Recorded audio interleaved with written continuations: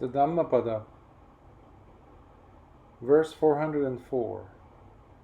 A Brahmana is he who has no intimacy with anyone.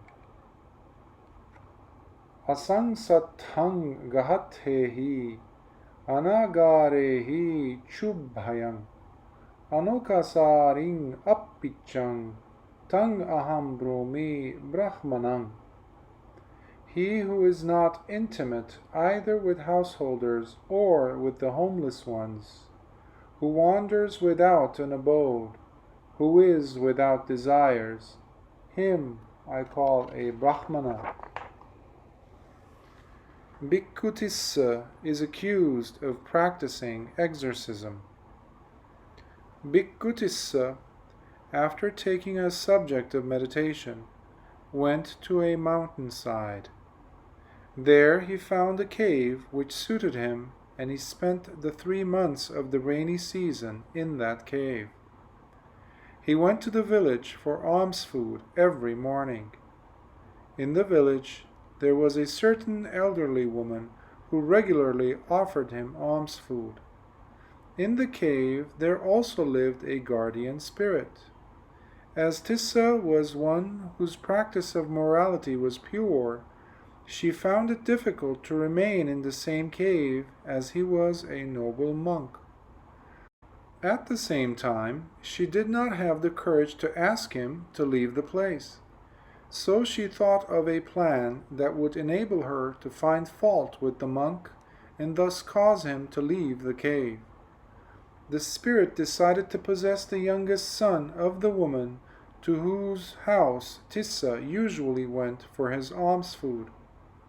She caused the boy to behave in a peculiar way, turning his head backwards and rolling his wide open eyes. When the woman saw what had happened, she screamed, and the spirit said, "I have possessed your son. Let your monk wash his feet with water and sprinkle that water on the head of your son. Only then will I release your son."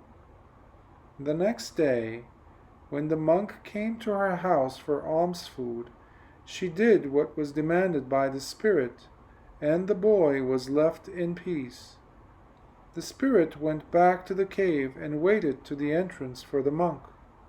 When Tissa returned, she revealed herself and said, "I am the spirit guarding this cave. O you exorcist, don't enter this cave." The monk knew that he had lived a virtuous life from the day he had become a monk. So he replied that he had not broken the precept of abstaining from practicing exorcism or witchcraft. Then she accused Tissa of having treated the young boy, possessed by a spirit, at the house of the elderly woman. But the monk reflected that he had not practiced exorcism, and realized that even the spirit could find no fault with him. That gave him a delightful satisfaction and happiness.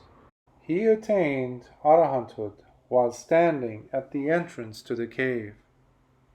Since Tissa had now become an arahant, he told the spirit that she had wrongly accused a monk like him, whose virtue was pure and spotless, and also advised her not to cause further disturbances. Tissa continued to stay in the cave till the end of the Vassa, and then he returned to the Jetavana monastery. When he told the other bhikkhus about his encounter with the spirit, they asked him whether he had been angry with the spirit when he was forbidden to enter the cave. He answered in the negative.